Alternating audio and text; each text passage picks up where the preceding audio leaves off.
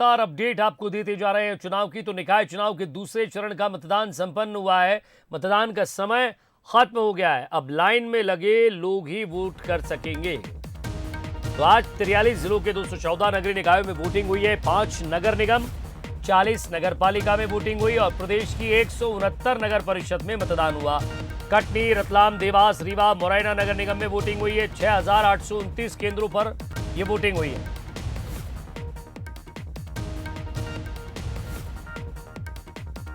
कटनी, मुरैना, रतलाम, देवास, ये वो इलाके बता रहे हैं, रीवा, जहां पर आज मतदान हुआ है।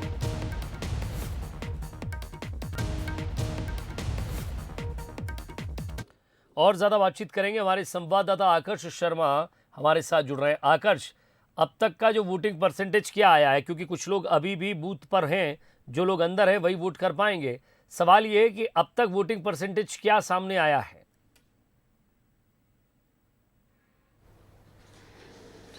विजय जी, मैं आपको बताना चाहूंगा कि इस बार जो मतदाता हैं उनमें काफी उत्साह देखने को मिला है। 3 बजे तक का जो आंकड़ा आया है उसमें 65.1% मतदान हो चुका है। मतलब आप समझ सकते हैं 2 घंटे का भी वोटिंग परसेंटेज आना बाकी है और अभी भी लाइन में लोग लगे हुए हैं। 43 जिलों में मतदान हो रहा था, करीब 214 नगरीय निकायों में वोटिंग थे आज। और राज्य निर्वाचन आयोग के सेक्रेटरी राकेश सिंह सर भी हमारे साथ हैं। सर से बात करेंगे। सर, काफी उत्साह लोगों को देखने को मिला है। अभी तक जो आपके पास ताजा आंकड़े हैं वो कितने प्रतिशत तक के हैं? अभी तक जो हमारे 3 बजे तक के जो आंकड़े हैं हमारे पास, उसमें 65% मतदान के एवरेज औसत जो सभी निकायों में आज 214 निकायों में मतदान हो रहा है, जिसमें 5 नगर निगम हैं, 40 नगर पालिकाएँ हैं और 169 नगर परिषदें हैं। तो उनमें एवरेज जो मतदान है 3 बजे तक की रिपोर्ट जो है हमारे पास 65% की है। और अभी मतदान तो जारी है। अब 5 बजे उसका समय है। अब अंतिम आंकड़े देखिए क्या आते हैं। सर, जिस तरीके से मुरैना में हमने देखा और अन्य जगहों पर, कई जगहों पर हंगामे की सूचना आई थी, पुलिस को संभालना पड़ा था। कहीं पर रीपोलिंग की स्थिति तो नहीं बनी जैसे पंचायत के पहले और दूसरे चरण में हमको देखने को मिला था? नहीं, ये रीपोलिंग की स्थिति कहीं भी नहीं है और ना ही कहीं मतदान केंद्र या उसके आसपास की कोई ऐसी घटना हुई है जिससे मतदान की प्रक्रिया प्रभावित हुई। इसलिए रीपोलिंग जैसी स्थिति नहीं है। जिस तरह के विजुअल्स हैं वो बेसिकली मतदान केंद्र के आसपास भीड़ को कंट्रोल करने के 100 मीटर के आसपास को जो एरिया है वहाँ करने के हैं और वो स्थानीय स्तर पर हल कर लिए जाते हैं। उसमें कोई ऐसी गंभीर बात नहीं है।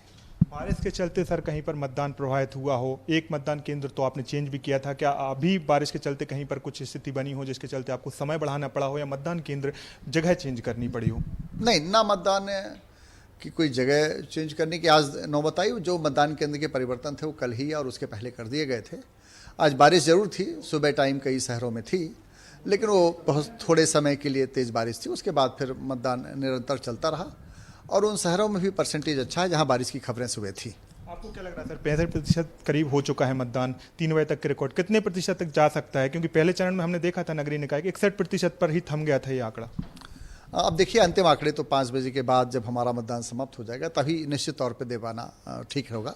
लेकिन निश्चित रूप से जो अभी आंकड़े आ चुके हैं उससे तो ज़्यादा ही होगा। Thank you so much sir. तो विजय जी, आपने सुना कि पिछली बार के मुकाबले काफी उत्साह लोगों में देखने को मिला है। यही कारण है कि 65.1% मतदान 3 बजे तक हो चुका है। राज्य निर्वाचन आयोग के सेक्रेटरी राकेश सिंह सर का भी यही कहना है कि 5 बजे जो आंकड़े आएंगे वो कहीं ना कहीं रिकॉर्ड बनाने वाले होंगे। और यही कारण है कि पहले चरण में जिस तरीके से राज्य निर्वाचन आयोग को कहा गया था कि BLO द्वारा पर्ची नहीं बांटी गई, कई आरोप भी लगाए गए थे पार्टियों के द्वारा, लेकिन इस बार पूरी तरीके से सही तरीके से मतदान हुआ है। किस तरीके से हंगामे या पुनः मतदान कराने की भी स्थिति नहीं बनी है। जी ठीक, बहुत बहुत शुक्रिया आकर्ष इस तमाम बातचीत के लिए। तो जो आंकड़े अभी सामने आ रहे हैं और कहीं कोई बहुत ज़्यादा बड़ी कोई घटना नहीं हुई है, छिटपुट घटनाएं हुई हैं और मतदान जो है वो शांतिपूर्ण संपन्न करा लिया गया है। 5 बजे तक जो लोग लाइन में लगे हैं वही वोट कर पाएंगे। 65.1% 3 बजे तक का आंकड़ा हमारे पास है। उसके बाद जो भी आंकड़े आते हैं आप तक शेयर किए जाएंगे। और साथ ही साथ दूसरे चरण में वोटिंग प्रतिशत ज़रूर बढ़ा है। सुबह कई जगह बारिश हुई है तो भी लोग बाहर निकले हैं और तस्वीरें भी हमने आपको दिखाई कि बारिश के बावजूद भी लोग वोट करने के लिए पहुंचे हैं। जरा देवास चलते हैं। हमारे संवाददाता, विशेष संवाददाता पीयूष पारे हमारे साथ जुड़ रहे हैं। पीयूष, क्या स्थिति है देवास की? लगातार आप देवास पर नजर बनाए हुए थे और वहां के स्थानीय संवाददाता हैं अमिताभ, उन्होंने भी लगातार वहां से हमें खबरें भेजी, वो भी बताते रहे कि कहाँ क्या स्थिति है। आपने जाकर क्या देखा देवास में? क्या लग रहा है कि वोटिंग प्रतिशत यहाँ बढ़ेगा? क्योंकि पहले फेज में हमने देखा है कई उपद्रव हुआ, कई छिटपुट घटनाएं हुई। तो देवास में आपने अपनी नज़र से क्या देखा?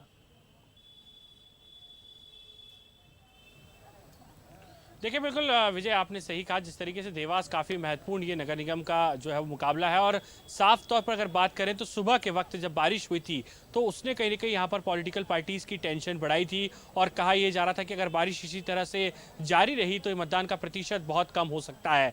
दिन के वक्त भी कुछ देर तक बारिश का दौर जारी रहा, लेकिन उसके बाद यहाँ पर कहीं ना कहीं मौसम की मेहरबानी हुई और बारिश का जो जब सिलसिला थमा उसके बाद हम लोग कह सकते हैं कि वोटर घर से निकला भी और अपने मताधिकार का प्रयोग किया। एक तस्वीर मैं आपको पहले दिखा देता हूं कि 5 बज चुके हैं और यहां पर जो मतदान केंद्र है शासकीय नारायण विद्या मंदिर क्रमांक 1, यहां पर ताला लगा दिया गया है। अब जो वोटर पहुंच भी रहे हैं उन्हें बाहर से रवाना कर दिया जा रहा है, लेकिन जो वोटर यहां पर इस परिसीमन के अंदर है उन्हें ही यहाँ पर वोटिंग करने की अनुमति दी जा रही है। 4 अलग अलग यहाँ पर मतदान केंद्र है और वहाँ पर भी अब कुछ गिनती के मतदाता है। और जहाँ तक मतदान के प्रतिशत की आपने बात की तो ये आंकड़ा फिलहाल जो है वो 62% के लगभग अभी पहुँच रहा है, लेकिन फिलहाल मतदान का सिलसिला जारी है।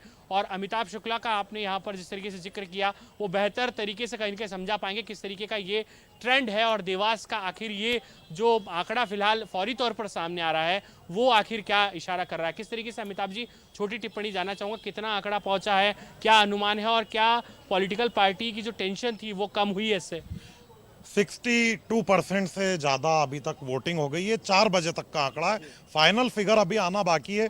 पॉलिटिकल पार्टीज की अगर बात की जाए तो कहीं ना कहीं कांटे की टक्कर बीजेपी और कांग्रेस में यहाँ पर मानी जा रही थी। और जो हमने सुबह भी बात की, मुकाबला जो गायत्री राजे पवार जी है, जो देवास की जो विधायक हैं, और पूर्व मंत्री सज्जन सिंह वर्मा, उनके बीच इसे माना जा रहा है।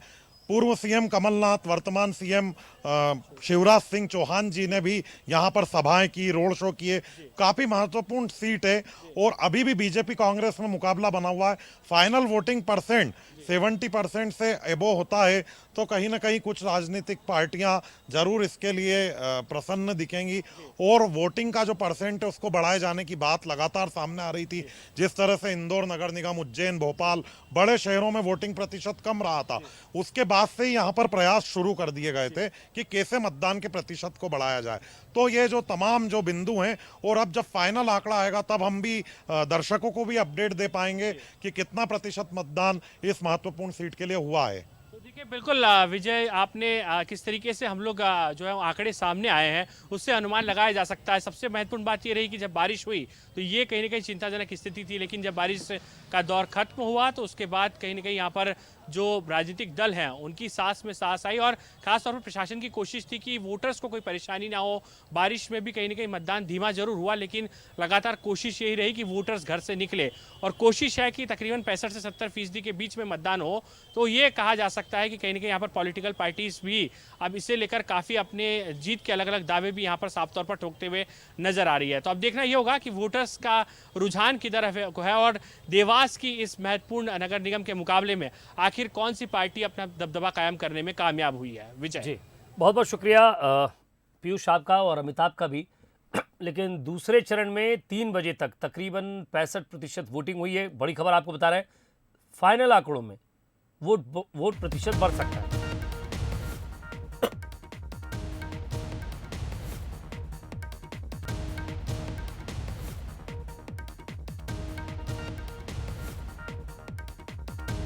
तो दूसरे चरण में कोशिशों का असर जरूर दिखा है। निर्वाचन आयोग के साथ साथ पार्टियों की भी कोशिश का असर दिखा है। पहले चरण में करीब 61% मतदान हुआ है और अब बढ़े हुए वोट प्रतिशत का फायदा किसको मिलेगा?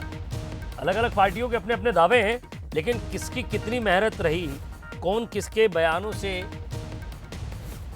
यहां अपनी बात समझा पाया।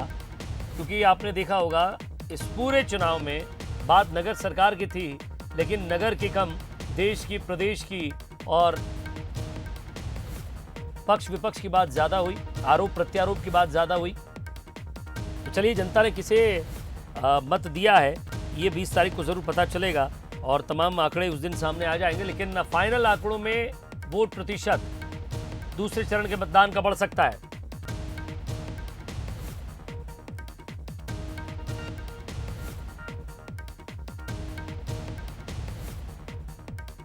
तो भोपाल चुनाव के दूसरे चरण का मतदान और आज 43 जिलों के 214 नगरीय निकाय में वोटिंग हुई है। 5 नगर निगम है, 40 नगर पालिका में वोटिंग हुई है। प्रदेश की 169 नगर परिषद है जिसमें मतदान हुआ है। इसमें कटनी, रतलाम, देवास, रीवा, मुरैना नगर निगम में वोटिंग हुई है और 6,829 केंद्र थे जहां वोटिंग हुई।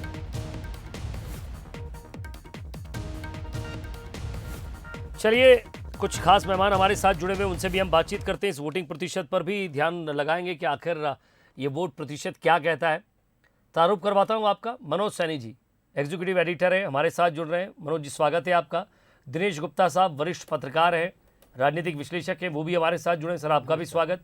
पंकज चतुर्वेदी जी, प्रखर वक्ता, बीजेपी प्रवक्ता और मजबूती से अपनी बात रखते आते हैं हर मंच पर, वो भी हमारे साथ जुड़ रहे हैं। पंकज जी, आपका भी स्वागत।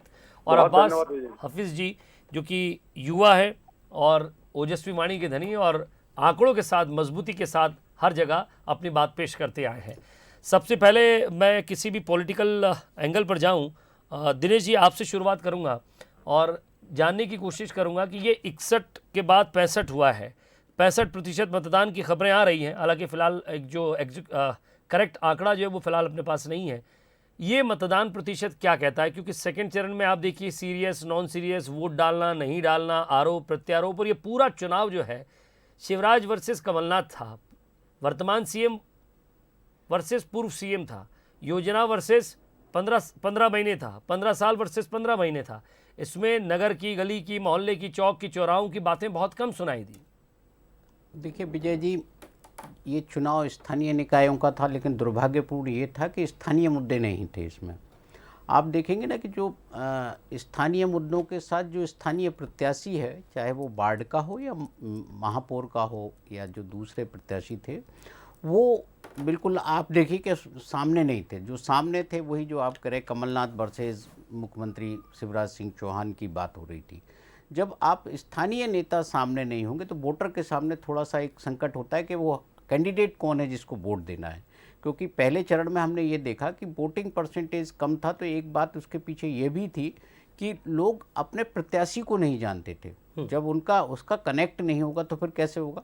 सेकेंड फेज में कुछ करेक्शन पॉलिटिकल पार्टीज ने भी किया, क्योंकि एलिगेशन लगाना बड़ा आसान होता है कि आप इलेक्शन कमीशन पे लगा दें, डिस्ट्रिक्ट एडमिनिस्ट्रेशन पे लगा दें।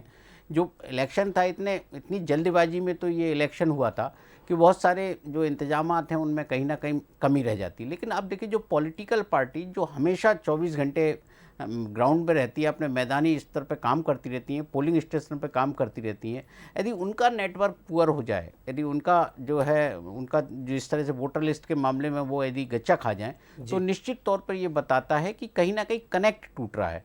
और ये कनेक्ट को फिर से बनाने की कोशिश है सेकंड फेज में हम देख रहे हैं कि यदि 65% हो रहा है तो ये 70-72% तक ये जाएगा, जो स्थानीय निकाय के चुनाव के हिसाब से अभी भी कम है। क्योंकि 80-82% होना चाहिए, क्योंकि यदि आप अपने वार्ड के लिए, अपने पार्षद के लिए वोट नहीं देंगे तो फिर किसके लिए वोट देंगे? क्योंकि ज़्यादातर यही हमने गाँव में देखा है। पंचायत चुनाव में आप देखिए, लगभग वहाँ हम जब तस्वीर देखते हैं वोटिंग की, वो ज़्यादा है। लेकिन शहरों में क्या लोग वोट करना नहीं चाहते? क्या नाली नर्दे के इस चुनाव में इंटरेस्ट नहीं है उनका? जबकि आप देखिए ना, सबसे ज़्यादा जो इश्यूज होते हैं लोगों के, वो नगर निगम और नगर पालिका से जुड़े होते हैं, नगर पंचायत से जुड़े होते हैं। नाली है, सीवेज है, बहुत सारे। आपका ज़्यादातर वास्ता तो पार्षद से पड़ता है, विधायक और सांसद से तो कम पड़ता है। तो इसलिए, और जो वहाँ जो उम्मीदवार है उससे यदि वोटर कनेक्ट नहीं होगा और उम्मीदवार का अपने वोटर के साथ संवाद नहीं होगा, तो फिर जो है आप सोच सकते हैं कि स्थानीय निकाय में किस तरह से लोगों की समस्याओं का समाधान हो पाएगा। तो आप ग्रामीण स्थलों में आप अभी भी देखिए कि चुनाव को लेकर, अपने प्रतिनिधि को लेकर बहुत जागरूकता है। शहरों में क्या है कि उतना अभी भी लोगों के बीच में संपर्क नहीं है जितना ग्रामीण इलाकों में। मैं मनोज जी आपके पास आना चाहता हूँ।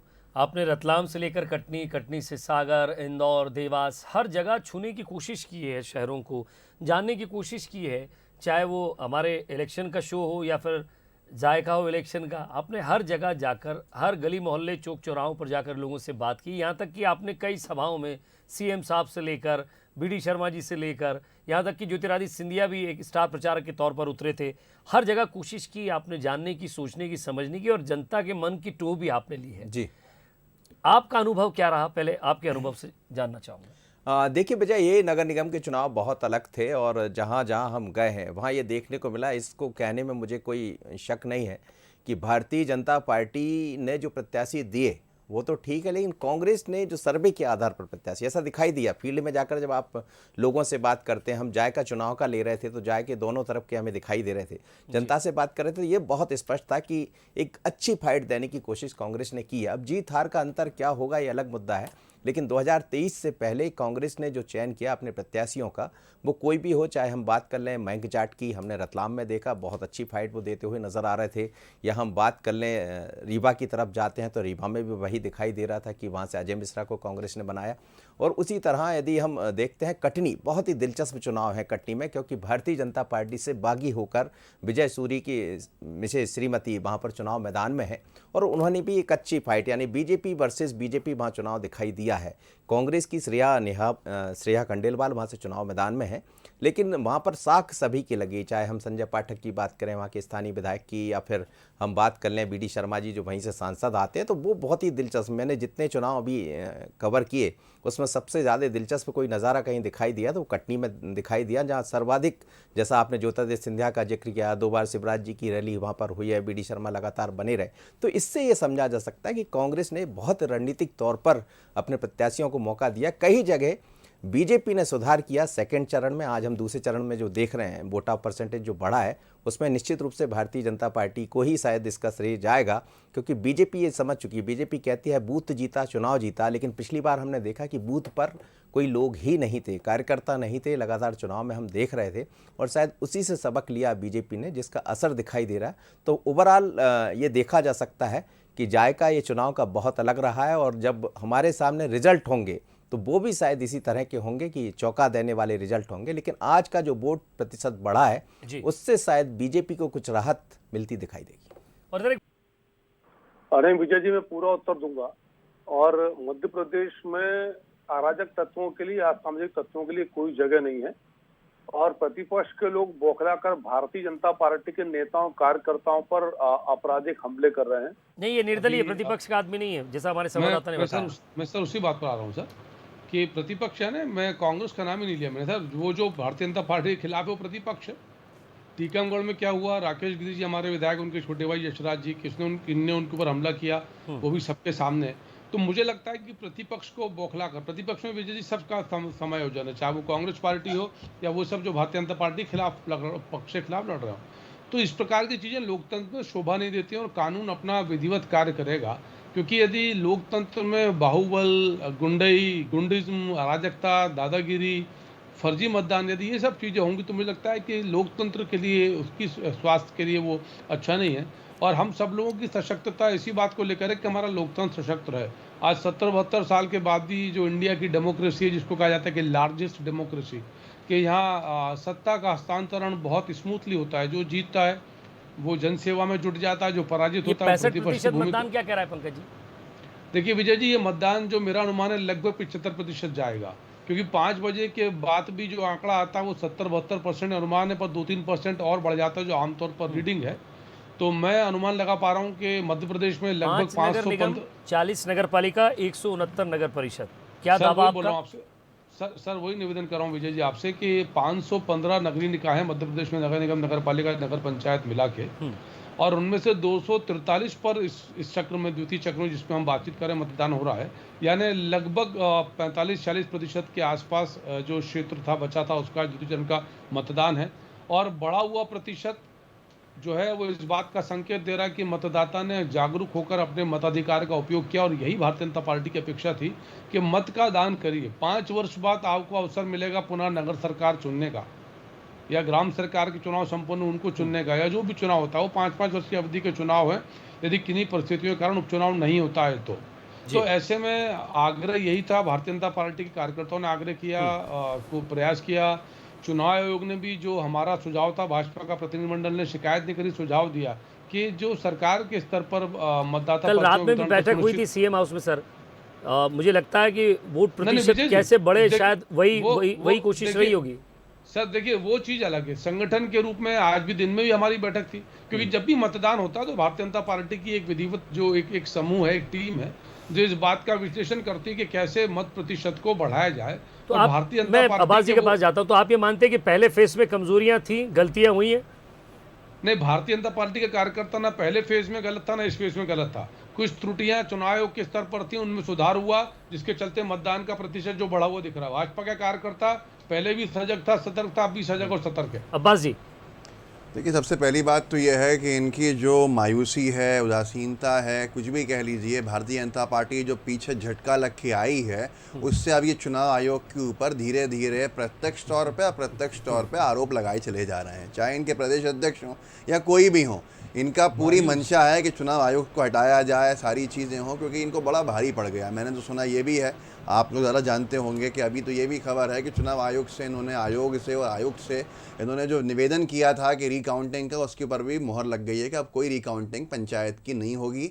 जो ग्राम पंचायत के चुनाव हुए हैं, ज़िला पंचायत के चुनाव हुए हैं, उसमें रिकाउंटिंग नहीं होने से भी इनको एक झटका पड़ा है, क्योंकि 75% सीटें जो हैं वो हमारे समर्थित प्रत्याशी वहाँ जीते हैं। और ग्रामीण अंचल का ये हाल है। अगर ग्रामीण अंचल का ये हाल है तो फिर आप समझ सकते हैं कि नगरीय निकायों में भी किस तरह से जनता ने भाजपा को नकारा है, वो साफ दिख रहा है। और क्यों जनता वोट देती है इनको? विजय जी, आप बताइए कि जो जनता देख रही थी उफान मारते हुए नालों को, जो जनता देख रही थी बदहाल सड़कों को, जो जनता देख रही थी ये जो 5 चुनाव हुए हैं नगरीय निकाय के 5, इनमें तो भारतीय जनता पार्टी को बहुत बड़ा झटका लगना तय है, क्योंकि बारिश ने अपना जो पूरा विकराल रूप था वो ले लिया था। और जिस तरह से ड्रेनेज के सही नहीं होने से, जिस तरह से मूलभूत सुविधाओं के सही नहीं होने से, जो इंफ्रास्ट्रक्चर है जो नगरीय निकायों के हाथ में रहता है, उसकी बदहाली जो है वो खुल के जो सामने आई, तो भारतीय जनता पार्टी को आज तो इतना बड़ा झटका लगा है कि इनके तो विधायक मंत्री इस तरह के और एक फेलियर आप भी मानते हैं कांग्रेस पार्टी का कि पहले चरण में वोटिंग कम हुई है, तो चुनाव आयोग ने कहा कि नहीं, हमने पूरी कोशिश की है। हमारा वो एक संवैधानिक संस्था है, उस पर सवाल नहीं खड़ा करूंगा, लेकिन पार्टियों का भी तो कोई जवाबदारी बनती है सर। देखिए, भारतीय जनता पार्टी का कार्यकर्ता बहुत इनसे नाराज रहा। भारतीय जनता पार्टी का जो मतदाता था जिसने इनको 16 नगर निगम जीतने में सहायता की थी, वो इनसे नाराज था, वो बाहर नहीं निकला है। और उसके नहीं निकलने से जब उनको नाराजगी थी तो नाराजगी व्यक्त करने का एक तरीका ये भी होता है कि वो आपको वोट करके जाता है। देखिए, 3 चीजें होती हैं। एक होता है कि व्यक्ति वोट डालता है पक्ष में, एक होता है व्यक्ति वोट डालता है विपक्ष में उसके विरोध के अंदर, और तीसरा होता है एब्सटेन करता है। आप संयुक्त राष्ट्र से लेके यहाँ तक देख लें तो ये एक जो है सिस्टम बना हुआ है। अब यहाँ पर भारतीय जनता पार्टी की सरकार के जो अधीन लोग थे, जो अधिकारी थे, जो कर्मचारी थे, उन्होंने किस तरह का काम किया, जिनको व्यवस्थाओं में लगा दिया जाता था बार बार, उनका इस तरह का काम हुआ कि जो इनके अधीन आते थे, क्या मतदाता सूचियाँ बनाई और क्या मतदाताओं का नाम लिखा गया, ओबीसी आरक्षण के जो आंकड़े दिए उसके बाद किस तरह से मतदाता सूचियों के अंदर क्या क्या त्रुटियां हुई हैं, वो एक बड़ा शोध का विषय है। और उसके ऊपर इनकी कमजोरियां रही या इनके खिलाफ नाराजगी थी, तो दूसरे फेज में क्या था? नाराजगी खत्म हो गई या फिर उस नाराजगी का जवाब देने के लिए आपके पक्ष में वोट करने के लिए निकले? क्या हम आज की तारीख में जब विधानसभा के आंकड़े जो हैं, मतदान प्रतिशत जो है वो बहुत ऊपर जाता है, क्या हम इसको बहुत अच्छा आंकड़ा मान लेंगे? क्या अभी हम 65% को ही बहुत अच्छा आंकड़ा मान के रह जाएंगे? बहुत की जगह 50-55% भी हुआ है मतदान। तो ये तो आंकड़े बहुत विस्तार में आएंगे। मुझे बता सकते हैं खास तौर पर कि वोटिंग प्रतिशत पहले फेज में कम क्यों रहा, क्या कारण रहे मनोज जी? क्योंकि आपने पूरा समय लोगों के बीच बिताया है, आपने जिस तरह से गाँव का इलेक्शन कवर किया, उस समय जब लगातार आपके उस रिपोर्ट के साथ मैं भी जुड़ा रहा, गली इलेक्शन गांव कनेक्शन में, तो उसमें हमने देखा कि गांव का मतदाता ज़्यादा जागरूक है बजाय उन लोगों के। आप देखिए, आपने भी देखा होगा दिनेश सर और पंकज जी, आपने भी, अब्बास भाई आपने भी, 105 साल की, 6 साल की, 106 साल की, 110 साल तक की महिलाएं, 90 साल की महिलाएं, 80 साल की महिलाएं, अरे जिनका एक्सीडेंट हो गया है, वो खुद फ्रैक्चर है पाँव में, लेकिन गाड़ी करके, ये देखिए तस्वीर में दिखा रहा हूँ, ये गांव की तस्वीरें में देखने को मिलती है। लेकिन शहर में क्या हो जाता है? क्या नाराजगी अब इस कदर हो गई है कि वो वोट देने से भी कतरा रहा है? देखिए विजय, यदि आप जो तस्वीरें दिखा रहे हैं, निश्चित रूप से ये बहुत ही सुखद तस्वीरें हैं उन गांव की, लेकिन आज भी आप देखिए जैसे कि बड़वानी के ठीकरी में करीब 85% से ज़्यादा वोट पड़े हैं। इसी तरह निवाड़ी से खबरें आ रही, वहाँ भी 80-85%। नगर परिषद की बात करें, ये ग्रामीण क्षेत्र है, वहाँ पर इसी तरह के जो दिखाई दे रहा है वोटा परसेंटेज काफ़ी बड़ा है, 80-85, बल्कि उससे ऊपर भी 87% तक जाने की उम्मीदें हैं जो मेरे पास जानकारी आ रही। तो आज भी ग्रामीण क्षेत्रों में बहुत अच्छा नगर परिषद के चुनाव में वोटा परसेंटेज बढ़ा है। लेकिन जहाँ तक बात करें नगर निगम की कि आखिर मतदाता क्यों बाहर नहीं आया, तो मतदाता बाहर आना चाह रहा था। लेकिन आप याद कीजिए कि पिछले दिनों जब चुनाव जब भी हुआ करते थे तो भारतीय जनता पार्टी या कांग्रेस के वो कार्यकर्ता जो जमीन पर हुआ करते थे वो ढोलबाजी लेकर जाते थे पर्ची देने।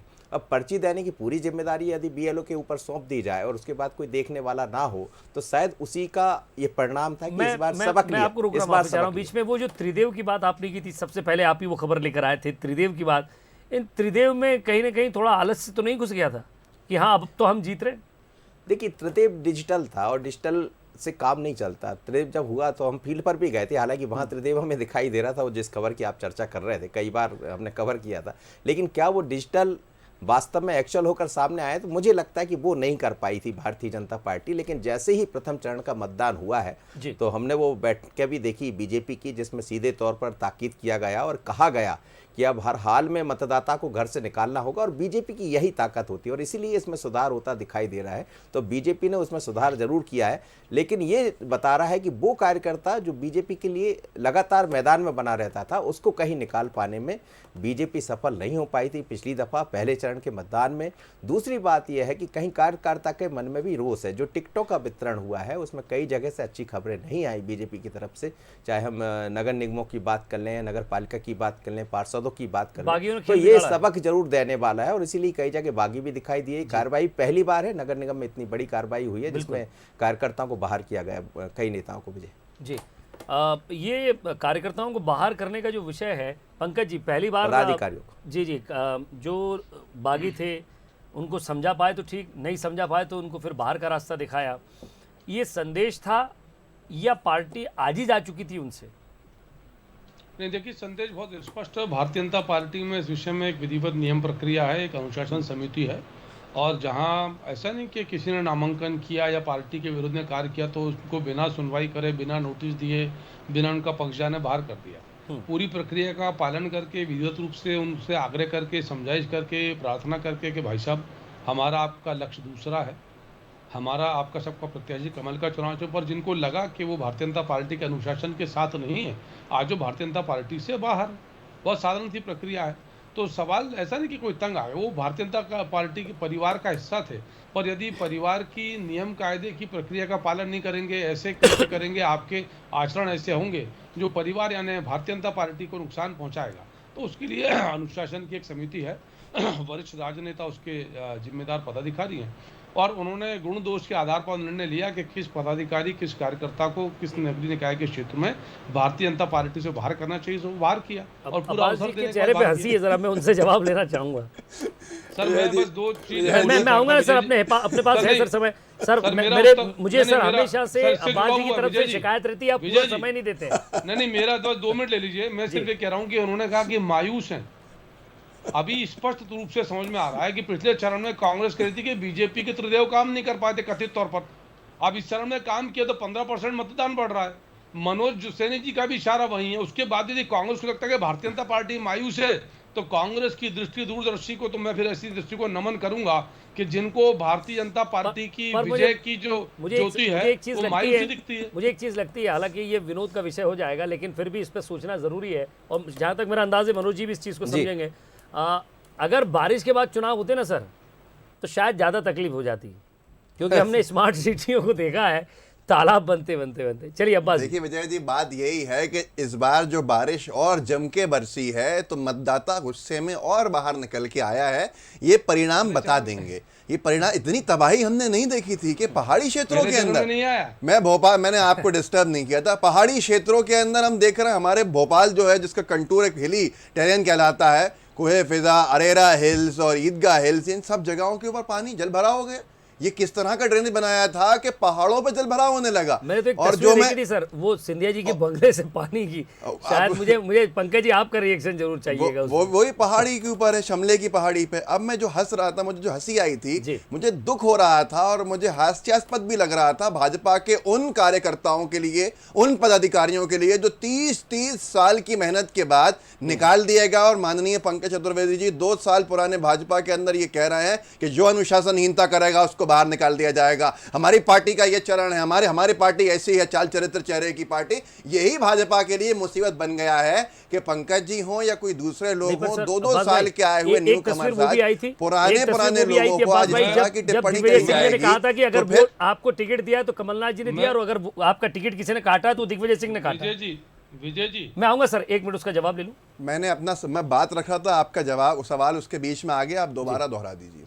सर मैं ये कह रहा था कि आप अगर बीजेपी पर सवाल उठा रहे हैं तो वो समय भी आपने देखा जब आपके यहाँ भी कई बागी थे, आपस में लड़ाइयाँ हुई, समझाया गया, दिग्विजय सिंह जी को निकलना पड़ा, उन्होंने कहा पैर पकड़ लीजिए, समझाइए, आपकी जिम्मेदारी है। और अगर आपको टिकट दिया है तो कमलनाथ जी ने दिया, और आपका टिकट काटा है तो मैंने काटा, दिग्विजय सिंह ने काटा। विजय जी, ये एक होता है कि नेता जो अपने बड़े दिल को करके पूरे विरोध को रोकने की कोशिश करे। हम दोनों के राजनीतिक दल के अंदर हमारे साथ के लोग मायूस होके या अपेक्षित महसूस करके खुद को बाहर जाके लड़ने का फैसला कर गए, दोनों दलों में हुआ। मैं उस पर आपत्ति नहीं कर रहा, मैं ये कह रहा हूं कि यहां पर दुखद स्थिति भाजपा में यह है कि पुराने जो अपने पूरे के पूरे जीवन लगा के भाजपा के को सींच के आए, आज नए लोग उनको निकालने के बारे में इस तरह से कर रहे हैं। मुझे उस पर हंसी आ रही थी उस वक्त, दुख होता है मुझे उन कार्यकर्ताओं की पीड़ा को देखकर कि नए नवेले आज सिंधिया जी के साथ सबके सब, पंकज जी मेरे बड़े भाई हैं, मुझे उनसे कोई आपत्ति नहीं है, लेकिन मैं भाजपा के कार्यकर्ताओं की सोच रख रहा हूं कि इसलिए आज भाजपा का कार्यकर्ता बाहर नहीं निकल रहा है कि हर कोई उनको स्कूल करके जा रहा है, हर कोई उनको सुना के जा रहा है, और हर कोई उनके ऊपर ये कह रहा है कि ये हमारी पार्टी में नहीं चलेगा, ये हमारी पार्टी से बाहर निकाल दिए जाएंगे। अरे जिनकी पार्टी थी उनको बाहर का रास्ता दिखा दिया जाएगा तो फिर आप देख लीजिए कि विजय जी, मैं कैसे व्यक्ति को जानता हूं जो कुछ समय पहले तक भारतीय जनता पार्टी के नेता सुरेंद्र सिंह के लिए काम करता था, फिर वो व्यक्ति 2-3 साल पहले कांग्रेस पार्टी में आया, कांग्रेस पार्टी में बहुत सारे पुराने लोगों का हक मारकर प्रवक्ता बना, फिर कई सारे 30-40 साल 50 साल पुराने कांग्रेसी लोगों का हक मार के उपाध्यक्ष बना। कितना दुखद है कि ये निजी टिप्पणी ऐसी कर रहे हैं। मेरे पारिवारिक मित्रता शिवराज सिंह चौहान जी से पंकज जी मुझे लगता है डिबेट भटक रही है, आपके भाई लगता है डिबेट भटक रही है। पंकज जी, मनोज जी जरा मैं मनोज जी के पास जाता हूँ। नहीं पंकज जी, आदरणीय पंकज जी, आप हमेशा आप व्यक्तिगत टिप्पणी नहीं करते। पंकज जी, आप व्यक्तिगत टिप्पणी नहीं करते। बहनों की शादियां कराई और वो आरिफ मसूद को गालियां देते हैं आज खड़े होके। चलिए अब्बास भाई आपको रोक रहा हूँ, 1 मिनट अब्बास जी आपको रोक रहा हूँ, मुझे पंकज जी से कुछ बात करनी है। पंकज जी आप व्यक्तिगत टिप्पणी ना करें, मेरा निवेदन है आपसे व्यक्तिगत टिप्पणी ना करें। आदरणीय पंकज जी, अगर भाजपा का होने का आरोप लगाएंगे तो प्रमाण दिखाइए झंडे के साथ। भाई आप रुकिए ना, आपसे बात करूंगा ना सर। हम ऐसी पार्टी के अंदर जाएंगे, हम ऐसी विचारधारा, मैं आपका उत्तर लूंगा, लेकिन सर आप विषय से भटक गए, आप ज्ञान दोगे, आप विषय से भटक गए। अब्बास जी रुकिए ना, अब्बास जी मैं आपसे कह रहा हूँ डिबेट पर आ जाए, मैं आपसे कह रहा हूँ डिबेट पर आ जाए, मैं आपसे कह रहा हूँ डिबेट पर आ जाए सर, मैं आपसे कह रहा हूँ डिबेट पर आ जाए। अब्बास जी आप युवा नेता है, शांत प्रिय नेता है सर, ऐसा करेंगे तो मैसेज क्या जाएगा? रुकिए किसी का विजय जी उत्तर तो ले लीजिए सर। मैं उत्तर लूंगा, लेकिन आप उत्तर से दक्षिण चले जाते हैं। मैंने नाम नहीं लिया किसी का सर, नहीं सर, व्यक्तिगत टिप्पणी नहीं ना सर, हम वोटिंग पे बात कर रहे हैं। चलिए मैं आप दोनों को रोक रहा हूँ। मनोज जी, मैंने आपका नाम लेके कहा क्या? मनोज जी, विभा पटेल और सबको बाहर कर दिया। हाँ विजय, मैं ये जानना चाह रहा हूं कि ये जो व्यक्तिगत टिप्पणियां हो गई ना, इसको हमने इलेक्शन में भी देखा है, बहुत व्यक्तिगत टिप्पणियां हुई हैं। बजाय नाली नर्दे के चुनाव के आप जनता की समस्याएं की व्यक्तिगत टिप्पणी में क्यों चले जाते हैं? देखिए निश्चित रूप से ये चुनाव बिल्कुल अलग है और इसमें व्यक्ति, देखिए ये छोटे चुनाव होते हैं, पार्षद के चुनाव होते हैं, व्यक्तिगत चुनाव, इसमें व्यक्ति ही लड़ता है। लेकिन ये पहली बार विजय दिखाई दे रहा है, जैसे दिनेश सर भी कह रहे थे, शायद यही सर भी बता पाएंगे, लेकिन ये बिल्कुल सच है कि इस चुनाव में जो लोकल मुद्दे हैं वो गायब थे, पर व्यक्तिगत चीज़ें जरूर दिखाई दे रही थी। और इसीलिए भारतीय जनता पार्टी को भी कुछ जगह कुछ जो विरोध कह लें जिसका, या वोट परसेंटेज कम हुआ है, या लोगों का घरों से नहीं निकलना, उसका सामना करना पड़ा है। कांग्रेस ने इसमें सुधार किया, जैसा आपने दिग्विजय सिंह की बात की, तो दिग्विजय सिंह समझ रहे थे इन चीज़ों को। और आप देखिए, याद कीजिए कि जब भी कांग्रेस के टिकट बढ़ते थे तो 2-4-10 कांच ना फूटे या हंगामा ना हो तो ये शायद टिकट होता नहीं था। लेकिन पहली बार ये दिखाई दिया कि इस तरह की बातें नहीं दिखाई दी कांग्रेस में। बीजेपी ने भी जब उनकी अनुशासन कमेटी बनाई तो उनने उस पर काम किया है। पर इतना जरूर है, एक चीज का शायद मुझे दिनेश जी से भी मैं जवाब लूंगा, आपसे अभी पूछ रहा हूँ कि अब की बार जो अनुशासनहीनता ना कहें, या ये कहें कि जो बागी थे वो बीजेपी के अंदर भी खुलकर सामने आए हैं और उन्होंने भी खेल बिगाड़ने की पूरी कोशिश की है। देखिए विजय, इसीलिए तो लोग कम निकले घरों से। यदि नहीं निकल रहे हैं तो कहीं यदि आपने टिकट जो चाह रहे थे लोग उनको नहीं दिया है तो उसका विरोध का सामना करना पड़ा। तो उसका सबसे अच्छा विरोध भारतीय जनता पार्टी में कहा जाता, जब हम कवर करते हैं तो हमें ये जानकारी है कि यदि बीजेपी का कार्यकर्ता नाराज हो जाए तो वो सिर्फ इतना नाराज होता है कि वो ऐसा नहीं होगा कि वो जाकर कांग्रेस को वोट कर देगा, लेकिन वो घर से नहीं निकलेगा, और घर से नहीं निकला तो फिर बीजेपी का गणित और समीकरण। दिनेश जी, क्या ये कारण हो सकता है पहले चरण का? क्योंकि दूसरे चरण में तो मतदान ठीक हुआ है, तस्वीरें बता रही है। देखिए, पहले चरण या दूसरे चरण बहुत सारे अलग अलग कारण हैं। देखिए, यदि बागी उम्मीदवार ज़्यादा होंगे तो वो भी अपने स्तर पर पोलिंग परसेंटेज बढ़ाने की कोशिश करेंगे। जितने ज़्यादा उम्मीदवार होंगे तो कोशिश तो ये होगी ना कि हर आदमी अपना अपना वोट बाहर निकालेगा। लेकिन पहले चरण की जो तस्वीर थी, जो एकदम ऐसा लग रहा था कि पूरा जो चुनाव हुआ है वो बहुत ही अव्यवस्थित तरीके से हुआ है, जबकि आप दूसरे चरण में देखिए बहुत सारी चीज़ें मैनेज हुई हैं। लेकिन इसके बावजूद हमने ये देखा है कि कई जगह आप स्थानीय संस्थाओं में चले जाइए कि एक परिवार के आधे सदस्य किसी और वार्ड में वोट डाल रहे थे और आधे किसी और वार्ड में डाल रहे थे। ये तो बड़े पैमाने पर हुआ है। तो ये कैसे हो सकता है? आप देखिए, चुनाव आयोग पर आप कोई भी आरोप लगाइए, जो जिला प्रशासन की मशीनरी है उसकी लापरवाही है ये। क्योंकि चुनाव आयोग तो जो कलेक्टर सर्टिफाइड कर देता है उसको मान लेता है। जिम्मेदारी किसकी है? वो तो उसी की है। उसने वोटर लिस्ट को करेक्ट क्यों नहीं किया? एक परिवार में एक ही घर है, एक ही पता, अलग अलग वार्ड में कैसे हो सकती? ये जो विसंगतियां थी, जो पहले चरण में बहुत ज़्यादा थी, लोग वोटर लिस्ट के लिए वो नाम ढूंढने के लिए भटक रहे थे। लेकिन दूसरे चरण में ये देखें कि ये कुछ कम हुई है। तो कलेक्टरों ने इसको सीखा है, या जो राजनीतिक दल हैं उन्होंने भी अपनी पर्ची पहुंचा दी है और लोगों तक उसका जो है कनेक्ट हुआ है। तो इसलिए ये वोटिंग परसेंट बढ़ा हुआ है। लेकिन जो आप बात कर रहे थे ना कि बगावत, हम देख रहे हैं कि सबसे ज़्यादा जो है इस वक्त, आप किसी भी रीजन में चले जाइए, पूरे मध्य प्रदेश में ये दूसरे चरण का चुनाव है, बिंद में भी है, महाकौशल में भी है, ग्वालियर चंबल में भी है।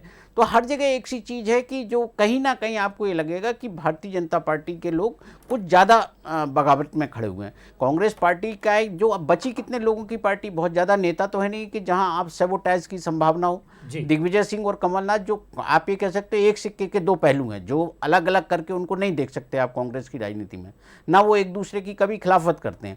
यदि वो दोनों सहमति से टिकट बांट रहे हैं तो फिर निचले स्तर का जो नेता है केवल वही थोड़ी बहुत जो है नुकसान पहुंचा सकता है यदि उसको कंट्रोल नहीं किया गया।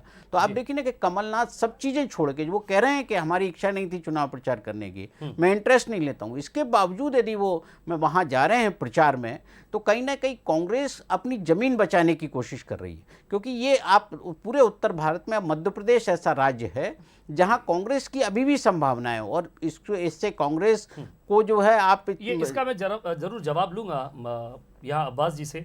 अब्बास जी, ये कहना कमलनाथ जी का इंटरेस्ट नहीं लेता हूँ, दूसरा ये कि जो लगातार मुख्यमंत्री शिवराज सिंह चौहान मंचों से कहते रहे कि वो वोट डालने नहीं पहुंचे, उन्होंने वोट तक नहीं किया, ये सेकंड फेज में कोई मैसेज दे गया है क्या? सबसे पहला विषय है विजय जी कि किस बात को किस संदर्भ में कहा गया है, उसको समझने के लिए एक पूरी बात समझनी पड़ती है। कमलनाथ जी का ये तो मतलब नहीं था कि मैं नगरीय निकायों के अंदर काम करने में इंटरेस्ट नहीं लेता। कमलनाथ जी का सबसे बड़ा इंटरेस्ट अगर कुछ है तो अर्बन डेवलपमेंट है। वो जितना अच्छे प्लानर हैं उनके लिए पूरे देश के अंदर जाने जाते हैं, वो कि जो सिटी प्लानिंग्स हों। जब भी तो हमने मास्टर प्लान्स ला के रखे, तकरीबन 22 मास्टर प्लान्स जो बीजेपी की सरकारों के अंदर कभी बने ही नहीं थे, हमने मध्य प्रदेश के ला के रखे, जिसको फिर भाजपा ने रोक दिया, जिससे पूरा अवैध निर्माण रुक जाता मध्य प्रदेश के अलग अलग शहरों का। ऐसे ही कई ऐसे मास्टर प्लान्स हमारे 33 के आसपास पाइपलाइन के अंदर थे। तो कमलनाथ जी का वो विषय जो है उसको गलत तरीके से लिया गया। अब दूसरी बात यह है कि 16 नगर निगम किसके पास थे? 16 नगर निगम भारतीय जनता पार्टी के पास थे। उसकी जवाबदेही भी बनती है, और अकाउंटेबिलिटी के नाम पर जब सवाल पूछे गए जनता की तरफ से तो कोई जवाब नहीं था। जनता ने जब और तबाही देखी, जनता ने जब और त्राहिमाम के हालात देखे, उफनते हुए शहर देखे, लोगों की जिंदगी उससे प्रभावित हुई, उसको लेकर जनता का आक्रोश और बढ़ा है, और जनता ने वोट देने के लिए और अपने आप को आगे बढ़ाया। जो जनता टीवी के ऊपर, अखबारों के अंदर निरंतर देख रही थी कि मतदान कम हुआ, उससे जनता को एहसास भी हुआ कि यार हमने वोट शायद नहीं दिया और आज हमको वोट देना चाहिए। जब कई जगह से सुनवाई हुई, उसकी सुनाई में आया तो जनता वोट देने के लिए निकली, और उनके खिलाफ निकली जिन्होंने 16 नगर निगमों को अपने पास रख के और 2 साल सरकार के माध्यम से चला के उसके बावजूद भी जनता की मूलभूत सुविधाएं जो हैं देने में नाकामी ही हासिल करी। तो जनता का वोट उसके खिलाफ और बढ़ गया था। जी पंकज जी, मैं समझता हूं कि धैर्यपूर्वक अब आप ज़रूर जवाब देंगे। काफ़ी समय हो गया, आपने थोड़ा बहुत योग वोग भी कर लिया होगा, अपने आप को शांत कर लिया, मेडिटेशन भी कर लेते हैं आप, मोटिवेशनल लेक्चरर भी अपने आप को अंदर ही सुधार भी कर लेते हैं, तो मुझे लगता है चेहरे से वो सुधार हो गया। जी, अब आप अपनी बात कंप्लीट करें। नहीं, सुधार तो तभी था सर। मेरा विजय जी एक प्रवृत्ति है कि जैसा प्रश्न आएगा वैसा उत्तर देना आवश्यक होता है। मैं कभी व्यक्तिगत टिप्पणी नहीं करता, पर व्यक्तिगत की बात की शुरुआत करी 25, 30, 40 साल की बात की तो इसलिए आवश्यक था और मैंने नाम किसी का तब भी नहीं लिया। खैर, अब हम बातचीत करते हैं विजय जी। सबसे बड़ा यक्ष प्रश्न पूरे प्रदेश में कांग्रेस में यही है जो माननीय मुख्यमंत्री जी ने उठाया कि कमलनाथ जी इतने व्यस्त राजनेता हैं, उनकी राजनीति में इतनी अरुचि है कि वो मतदान नहीं करते। कहा गया कि शिकारपुर ग्रामीण क्षेत्र में है तो पंचायत चुनाव का मतदान करने कमलनाथ जी को किसने रोका था? शिवराज सिंह चौहान जी भारतीय जनता पार्टी पक्ष की ओर से देश में सर्वाधिक जन सेवा करने वाले मुख्यमंत्री हैं। तमाम राजनीतिक व्यस्तताओं के बाद भी वो अपने गृह ग्राम जैत में जाते हैं, मतदान करते हैं। तो ये सवाल आज जनता कांग्रेस से पूछ रही है, विशेषकर कमलनाथ जी से, कि कमलनाथ जी आप लोगों को मतदान की बात करते हैं, नकुलनाथ जी कहाँ मतदान करते नजर आए? कमलनाथ जी के बाकी परिजन कहाँ मतदान करते नजर आए? कोई विदेश में रहता है, कोई कहीं रहता है। तो जिन लोगों की रुचि सिर्फ राजनीति में जनता के मत लेकर बहुमत प्राप्त करना, बहुमत के माध्यम से सत्ता प्राप्त करना और सत्ता के माध्यम से वो सब करना जो वांछित और अपेक्षित नहीं है, तो वही ऐसी बात करते हैं। क्यों कमलनाथ जी ने वोट नहीं डाला? इसका उत्तर है कांग्रेस के पास, कमलनाथ जी के पास। क्या कारण ऐसा था कि कमलनाथ जी और कमलनाथ जी के परिवार के लोग, नकुलनाथ जी सांसद हैं, कहाँ मतदान किया उन्होंने? नजर आए कहीं आपको नजर करते हुए? कमलनाथ जी के बाकी परिजन, नकुलनाथ जी के भाई बकुल जी, कमलनाथ जी की धर्मपत्नी, बाकी परिजन लोग कहाँ मतदान करते नजर आए? अरे सर, अगर कोई फोटो नहीं आया तो क्या जरूरी है मतदान नहीं किया होगा? अरे सर, मैं तो अच्छा कमलनाथ जी बता दें फिर वोट डाला उन्होंने तो। अगर कमलनाथ जी ने वोट डाला होता और माननीय मुख्यमंत्री शिवराज जी ने पूछा होता तो आदरणीय कमलनाथ जी उत्तर देते ना। हम तो सिर्फ ये जानना चाहते हैं कि जिनकी लोकतंत्र में आस्थाएं सटीक जवाब दे पाएंगे। अब्बास जी, हर मंच पर इस सवाल का जवाब देना ही पड़ा होगा आपको। कम से कम ये तो खुलकर कहना होगा कि क्या कारण था, क्योंकि इसका बड़ा इश्यू बना है। देखिए विजय, सबसे पहली बात तो ये है कि एक वोट जो है, मानता हूँ बहुत कीमती होता है। शिवराज जी ने हेलीकॉप्टर से जाके डालकर आए, बहुत सारा पैसा खर्च किया उसके ऊपर, जनता का पैसा किया, भाजपा का किया, उसकी वो तो चर्चा एक अलग विषय है, लेकिन वो मतदान करके आए। उनका कार्यक्रम जो था वहीं का था। कमलनाथ जी का उस दिन का कार्यक्रम मुरैना का था, मुरैना से आने में देरी हुई और वो पूरा का पूरा मामला वो कमलनाथ जी के जो एंड पे थे वो बता चुकी है उसको। लेकिन आज सबसे बड़ा विषय ये है कि एक वोट के ऊपर भारतीय जनता पार्टी ने जितने लाखों लोगों का वोट लोगों को वोट से वंचित कर दिया, कितने लोगों की मतदाता सूची इनके प्रशासनिक अधिकारी जो इनके अधीन आते हैं उन्होंने मतदाता सूची से नाम गायब कर दिया अपनी गलतियों से। अब बीच में बोल रहे थे कि इतना सारा लोगों को उन्होंने नुकसान पहुंचाया। मध्य प्रदेश के हर जिले के अंदर, हर जिले में कम से कम आपको 2-3 लाख लोग मिलेंगे जो मतदान ही अपना करना चाहते थे, उनको मतदाता सूची में नाम नहीं मिला। क्या ये बड़ा विषय नहीं है? एक वोट वर्सेस लाखों वोट लेकिन इसका असर क्या पड़ा होगा? इनकी वजह से मैं इस पर रिएक्शन लेता हूं। दिनेश गुप्ता साहब और मैं मनोज सैनी जी आपसे भी लूंगा कि इसका रिएक्शन बाहर क्या देखना। मैं आऊंगा सर आपके पास। दिनेश गुप्ता साहब, ये एक रिएक्शन तो serious non serious plus vote देना नहीं देना, इसका असर तो जरूर पड़ा होगा। कहीं ना कहीं पार्टी के अपने कार्यकर्ताओं पर भी पड़ता है और विपक्ष को एक मजबूत मौका मिल जाता है आपके खिलाफ।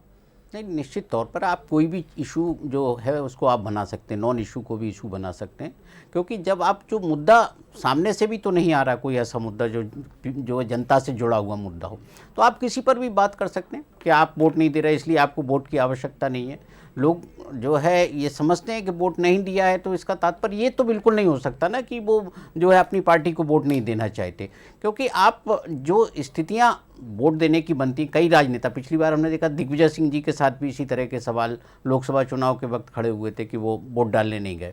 तो कहीं ना कहीं कोई ना कोई छूट जाता है कि वोट नहीं डाल पाता या किसी भी कारण से वो नहीं पहुंच पाता, तो इसको इशू नहीं बनाया जा सकता। जिस तरह से इशू बनाया गया उससे ये लग रहा था कि कोई और डेवलपमेंट का इशू नहीं है। जो भारतीय जनता पार्टी वो लेकर आई थी जिस तरह से घोषणा पत्र, उस पर चर्चा कम हुई कि उस पर भी चर्चा होना चाहिए, क्योंकि स्मार्ट सिटी भी बन रही थी तो उस पर भी चर्चा होना चाहिए थी, क्योंकि बहुत सारे मुद्दे थे जो जनता से जुड़े हुए थे। यदि छिंदवाड़ा में वोट नहीं डला है तो मुझे नहीं लगता कि जो है खंडवा बुरहानपुर के लोगों को इससे कोई बहुत ज़्यादा फर्क पड़ेगा। और आप देखें ना कि इस चुनाव में कोई ऐसा इशू भी नहीं था जो वोटों को पोलराइज करता, तो आपने एक नॉन इशू को इशू क्रिएट करने की कोशिश की और इसमें निश्चित तौर पर भारतीय जनता पार्टी से अच्छा कोई इशू बना नहीं सकता। जी, इस बीच एक बड़ी खबर मिल रही है, वो भी आपको बता देते हैं। चुनाव से जुड़ी हुई खबर है, सीधे हम आपको बताएं कि जोर शोर से मतदान हुआ है, लेकिन उसी बीच ये खबर, निकाय के फैसले से पहले अजय सिंह का बड़ा बयान। दूसरे चरण की वोटिंग पर कांग्रेस नेता अजय सिंह का बयान आया है। नगरीय निकाय चुनाव के नतीजे कल्पना से परे होंगे। कांग्रेस नगरीय निकाय चुनाव में बेहतर प्रदर्शन करेगी। बीजेपी सभी 16 सीटें जीतने के दावे पर कहा उन्होंने कि 17 और 20 जुलाई का इंतजार करें, 10 के अंदर सिमट जाएगी बीजेपी। तो रुझान तो है कांग्रेस के पक्ष में, और जहां तक नगरीय निकाय चुनाव है तो 16 नगर निगम मध्य प्रदेश में बीजेपी के पास थे। मुझे नहीं लगता कि अब की 10 से भी ऊपर जाएंगे उनकी।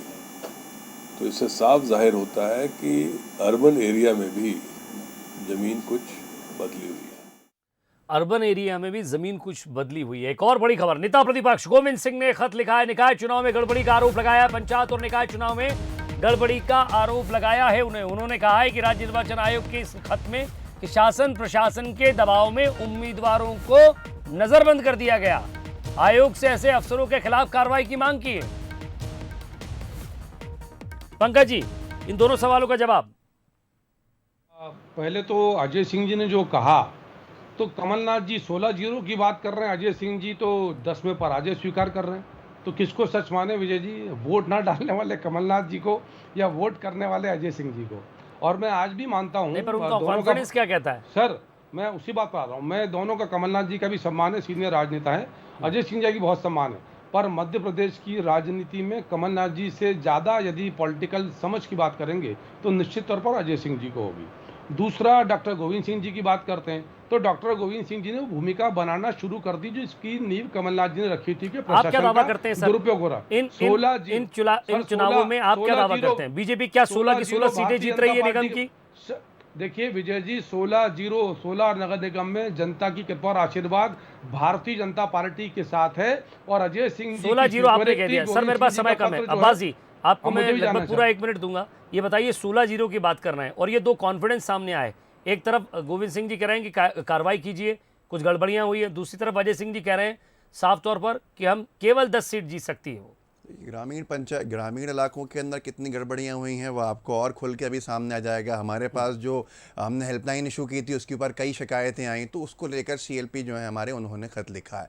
आज सबसे बड़ा विषय यह है, कल्पना से परे होगा, कल्पना से परे होगा। और आप खुद देखेंगे कोई पॉलिटिकल पार्टी एक हाइपोथेटिकल जवाब ज़रूर दे सकती है इसके ऊपर, लेकिन आज जिस तरह से कांग्रेस मैदान के अंदर दिखी है, वाकई में अगर वो 16 भी जीते तो भी कोई बहुत बड़ा वो नहीं होगा उसके अंदर, क्योंकि जनता नाराज़ है। और जितनी सीटें आएंगी हमारी टैली बहुत बढ़ेगी और भारतीय जनता पार्टी की का वोट बैंक जैसे जैसे कम हुआ है वैसे ही उसकी टैली भी बहुत कम होगी। 2018 में जनता ने इनको नकारा था, मैं कह रहा हूँ 2018 में जनता ने जो नकारा था वही 2023 के रास्ते खोलता हुआ या नगरीय निकाय के परिणाम किसके रास्ते, बीजेपी या कांग्रेस? 2023 के परिणामों के जो रास्ते हैं वो खोलता हुआ यहाँ पर हमारी जीत आप देखेंगे, हमारा जो वोट शेयर आप देखेंगे।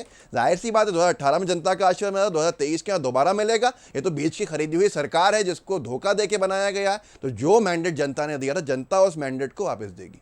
दिनेश गुप्ता साहब, फिर मैं मनोज जी के पास जाऊँगा। आपकी नज़र में, आपके एक्सपीरियंस से, आपके विश्लेषण से, आपके मंथन से क्या निकल कर सामने आता है? सर 10 सेकंड दे देता हूं पंकज जी, आप सर पूरी आज मुझे सर दूसरी डिबेट में जाना सर जी, अनुमति और प्रस्थान की सर, बस सर बिल्कुल सर, बिल्कुल। Thank you ji, thank you sir, thank you very much Pankaj ji.